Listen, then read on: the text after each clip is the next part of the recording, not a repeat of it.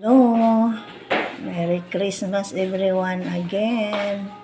Hello mga kananay. Bali, ito munang ulam namin dahil kahapon nagkaldereta ako. Ay, ibahin muna natin isda naman ngayon and magsalad ako ng ampalaya salad. O, ano yan guys, kasi kahapon kaldereta. Pork and chicken kahapon, kaldereta. So, fried fish muna tayo ngayon, mga kananay, mga katanging ina. Diba? Cooking time. Mga katanging ina mo, magluto muna tayo ng isda ngayon. So, iprito na natin to guys. Naka-cooking ina. Pinirito na natin yung balik pa rin natin. Medyo golden brown na, kaya balik pa rin. Mga ka-cooking ina. Ayan yun lang ulam natin. Pero kagabi, kahapon, pork and chicken caldereta. Kaya ngayon, fish muna tayo. Ayan, guys. Golden brown na, kaya balik pa rin natin. Ano to guys? Yung malalaking galunggong guys. Ayan. Diba? Sarap.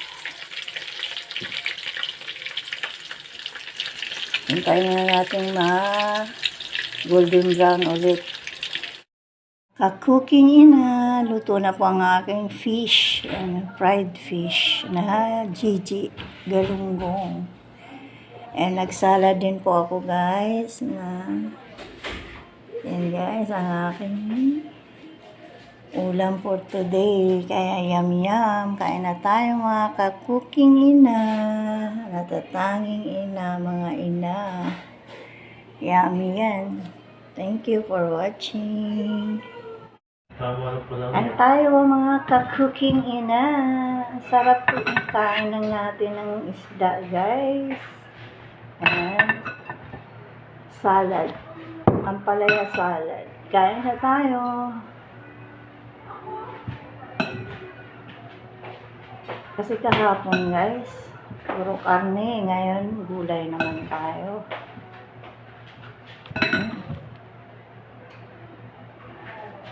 Ampalaya. Itong Gigi. Ang malalaking galunggong. Harap.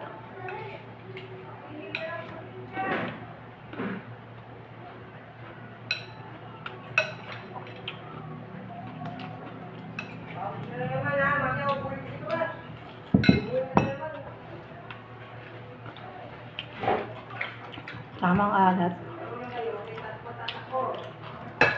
Dabis ang palaya. Maganda sa kalusugan. Anti-diabetic.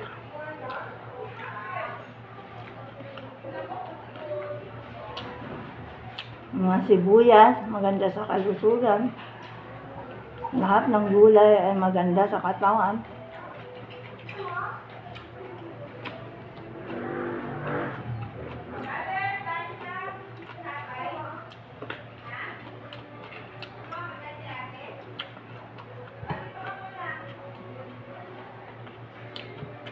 Nabili akong isda guys na galunggong. Ang lalaki, ganyan. Lalaki. Sa Divisoria, masarap mamili. Basta may rep ka sa bahay, mag-imbak ka na lang. Hirap pa.